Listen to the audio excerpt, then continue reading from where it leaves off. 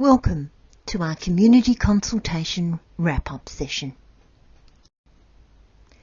Your votes are in, and the purpose of today's session is to take you through the results. But while we've got you, there's a couple of other things we want to discuss. First off is a progress report on what's been achieved to date. We as a community can feel proud. Next, the results of the voting. And finally, where to next? We'll pause between each section to take your questions. We've come a long way since the bushfires. Add in floods and COVID-19, we've had a lot to deal with. There is often considerable lag between seeking assistance and receiving it, but we're starting to see the results of our advocacy. In recent days, we've had important breakthroughs in housing assistance, complex site assessments, fuel management and replacement economic and recreational infrastructure. This will make a huge difference for individuals and for our community. We've encouraged agencies to provide ongoing status reports so community is informed of plans and progress. We found our persistence in conveying local knowledge is paying off. Even the best processes break down, and we've been able to provide data and information which would not have otherwise made it to the relevant agencies. There is much underway, and we encourage you to read the recovery plan to learn more. Our recovery plan and letters of advocacy can be found on our website madrecovery.com. Many people have worked hard on our recovery. Volunteer organisations, sports and interest groups, our politicians and our funding and delivery partners. By working together, much has been achieved. Through the efforts of community groups, combined with Madras Advocacy and support, to date our community has well over $32 million in funding. Projects include the main hall, Mallacoota Abalone Limited, the Genoa Mallacoota Road, the Combined Emergency Services Facility, the skate park, the pony club, the golf club, parks and lakes infrastructure, digital hub feasibility, streetscaping, Genoa Bridge, a new kindergarten, Genoa Hall, Genoa tennis courts, people supports including youth workers, psychologists and school and adult social workers, the P12 College, youth projects, the Bunker Museum Native Bushwalk, a roof for the Art Gallery courtyard, emergency equipment and a fire shed for Genoa. Gypsy Point will receive a 4G base station. NBN is here, ahead of schedule. Funding has just been announced for energy resilience projects. Envite is working with locals on revegetation projects. One of the good things we've been able to obtain is professional grant writing assistance for community groups, together with funding for feasibility studies and concept plans. We're still awaiting the outcomes of some funding applications and details of new funding programs. There is more funding to come. Paris hit the nail on the head. That's a lot of sausage sizzles we don't have to have. Sorry, Bonnie and Ferret. Early on, we realised many areas of our recovery are time critical. We needed to get moving on those things quickly. First and foremost, people are at the heart of our recovery. Houses and infrastructure can be rebuilt. Shattered lives are harder to put back together. Our immediate priorities included mental health and casework support, housing, fuel management, replacement and upgrading of emergency and economic infrastructure, influencing infrastructure replacement to build back better, suitable for local conditions, preparing for future disasters, and recreational facilities and social connections. At the same time, we sought your recovery ideas and Despite COVID-19 restrictions, you responded with gusto. We received many, many great suggestions for projects that build on our core recovery effort. Thank you to the many members of our community who submitted ideas for our recovery and to those who voted. We asked you to vote for several reasons. So our community's thoughts could be heard and shared. So we know which projects have the most support. As volunteers with limited capacity, we need to know where to focus our efforts. And so we could further shape the nature of projects based on your insights and comments. We know not all projects can be funded, and some projects might be funded from the same finite bucket of money. We therefore needed to understand community priorities. We asked you to vote on projects that had not yet commenced. Many of the projects in the recovery plan are already underway, either through our advocacy efforts or the work of other community groups. So, if it looks like something is missing, it's probably already happening. The voting report has been put together by an independent body, and copies of the report will be made available on our website, madrecovery.com. Hard copies are also available on request. Based on the results, we will now take our recovery plan from draft to endorsed. And finally, the results. But first, the fine print and some observations. Every project put up for voting received a majority vote. That is, over 50% of community members who voted supported the project. Of the 68 projects put to the vote, 64 received a vote of over 72%, and 57 received a vote of over 80%. The percentages do not tell the whole story, however. Some people were not sure about all aspects of projects, or wanted more information before committing. So, if a project seems to have lower support, this is not necessarily the case. Our analysis will be informed by your comments. Effectively, we'll have a list of projects which are good to go and a list of projects for which further work and consultation is needed. Some community members expressed the fear community-led recovery will lead to unwelcome change. This is reflected in comments such as, "Don't change the nature of our town too much," and "Don't destroy what you came here to enjoy." There is also conjecture on what is meant by sustainable. Our recovery is based on and must be compatible with our values, in particular our love of our pristine environment and the desire to keep it that way.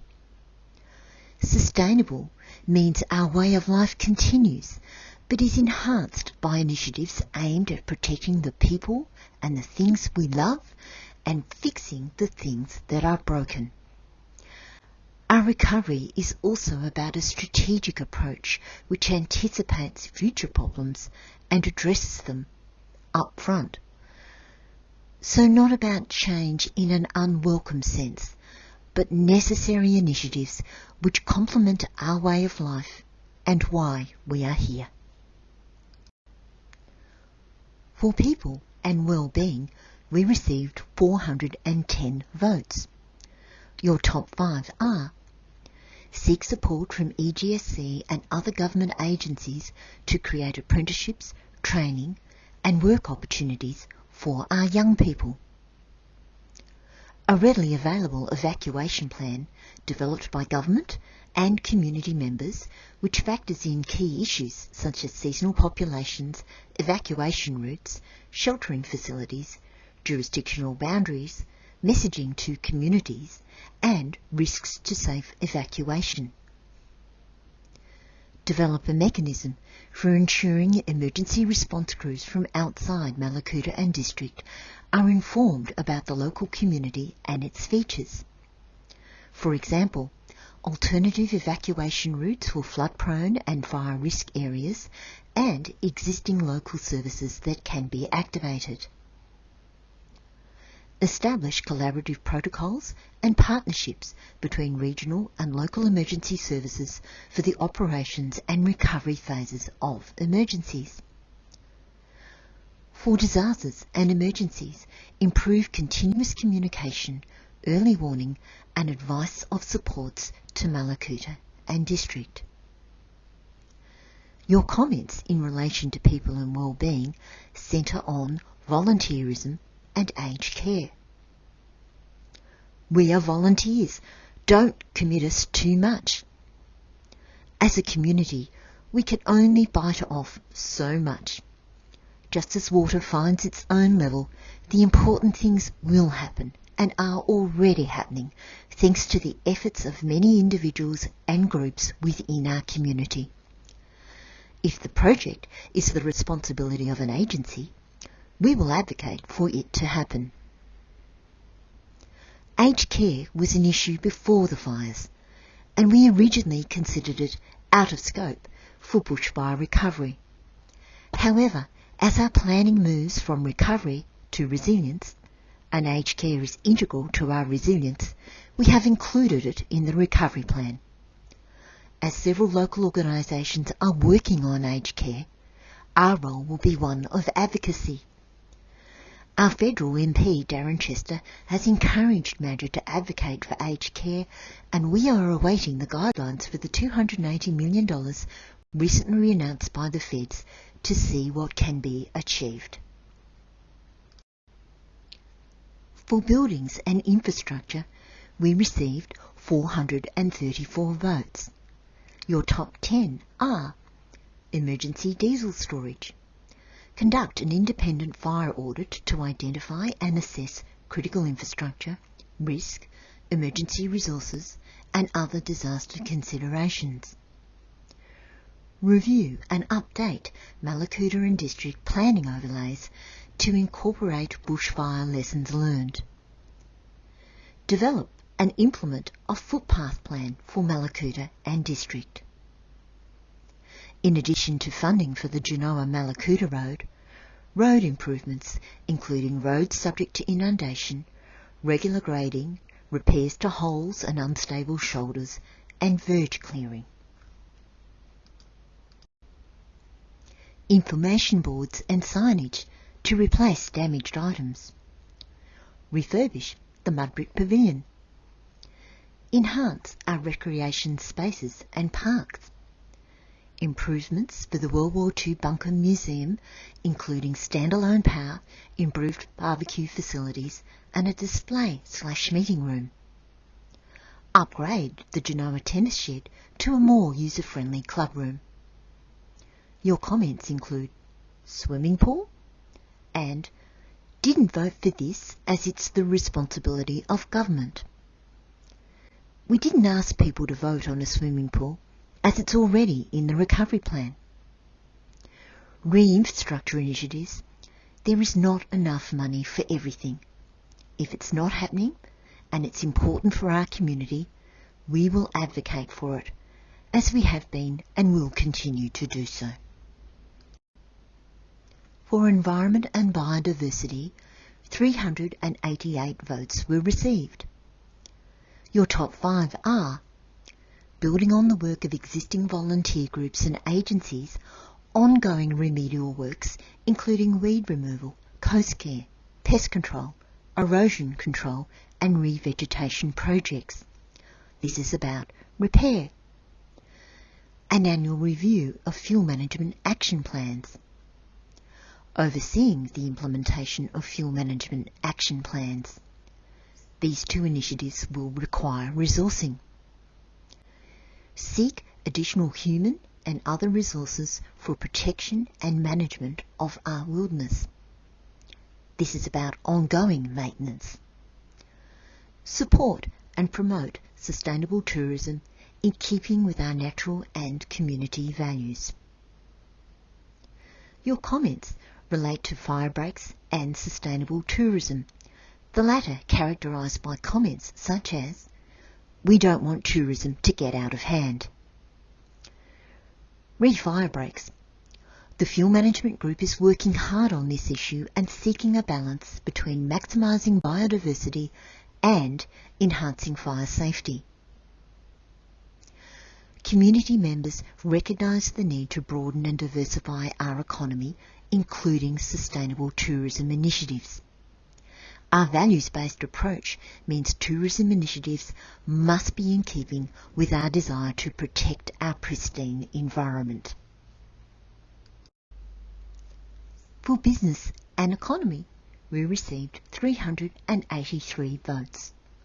The top 5 are: encourage greater participation in the local artisans and produce market, support for an establishment of social enterprises. Social enterprises are businesses which trade intentionally to tackle social problems, provide access to employment and training, or help the environment. An environmental studies program including information about local flora and fauna, guided bushwalks and field days. Events with a local or topical theme. Ideas include a film festival featuring local productions and an annual forest management conference. Land management industry certification and training, together with local employment in land management projects. The comments on business and economy projects do not have any recurring themes. However, the projects voted for in this category reveal an emerging theme across the pillars. That is, combining training and employment opportunities with environmental protection, remediation, and ongoing management. Taking projects forward. We'll update our recovery plan to reflect changes to project descriptions based on your feedback, and we'll forward those suggestions which have a logical owner to the relevant agency or organisation for consideration. Some of the projects you supported can now be pursued. Others need further fleshing out. This will require working groups, project owners, and further consultation. If you have a particular interest, please consider being part of a working group. We know as volunteers it's a big ask, but your community needs you. Where to next? 18 months after the bushfires, and the language is shifting from recovery to resilience. Our recovery plan is morphing along the same lines. Effectively, it's become a Mallacoota and District town plan, containing both recovery and resilience elements. The thinking group got us started. On our watch, we've put together a recovery structure. We are a charity with deductible gift recipient status. We have an endorsed recovery plan, and we've built solid relationships with government and donors. But there is still work to do. Our recovery is ongoing. A strong community voice is crucial as we move towards our vision of a strong, resilient, vibrant and safe community. We hold our AGM in August. At that time, many of the rats will be standing down. New mad rats are needed. Please consider sticking your hand up for the MADRA committee.